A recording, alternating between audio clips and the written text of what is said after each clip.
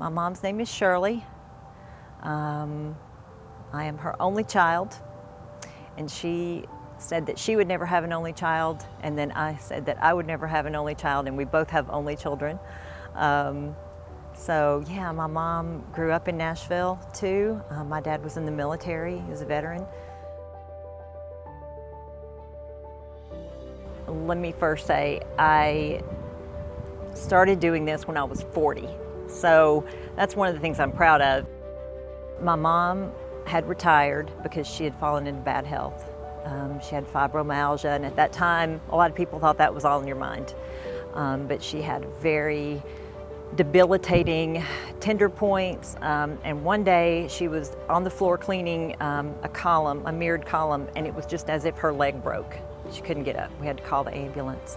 And it was from a reaction from a prescription medication she had taken. So we started experimenting and failed for about a year. Went through 21 different formulations, and we did it in all our spare time. And that's the beginning.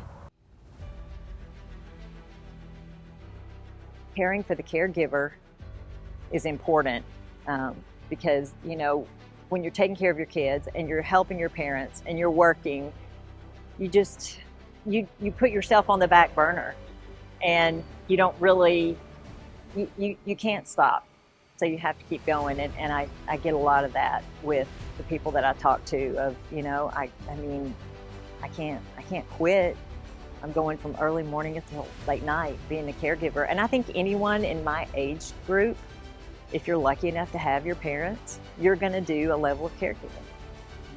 You know, originally when my mom fell into bad health, I enjoyed doing things like this as a hobby, and decided that I would try to come up with a better alternative for the pain relief creams that she had been using. And I knew that they had to be dye-free, fragrance-free. So that kind of brings this in, because anything you smell in the product is an essential oil. Lavender, helichrysum, geranium. My great-grandmother lived with my grandparents. So as a kid, I spent a lot of time with her, and she was really into folk medicine. So she had an answer for anything. You know, if you had a bug bite, you put some chewing tobacco on it or whatever it was. And that's just the way we kind of grew up. It's not weird, it's just the South. You know, I wanted to use something that was not a drug.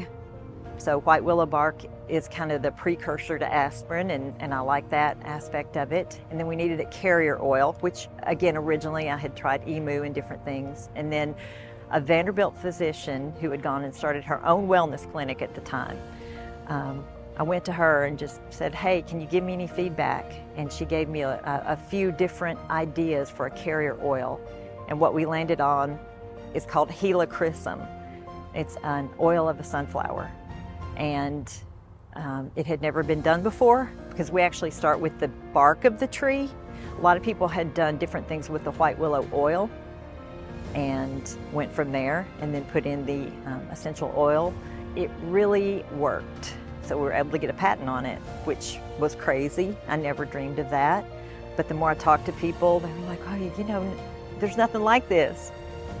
And even though it's a natural product, we've also made sure of the safety and the science behind it.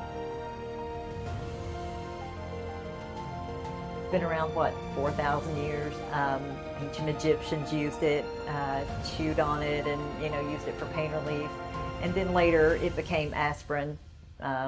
But yeah, it's kind of going back to the kitchen, right? Back to the basics, back to nature, of using the actual bark of the tree. And that's what really makes us different. A lady told me that her husband has bone cancer, and he was not able to take the opioids after a while. They were really making him sick, and somebody had given the cream to her. He started using it, and obviously it didn't take all the pain away, but it helped him have a better day, helped him, and he's passed on now, but it helped him while he was here.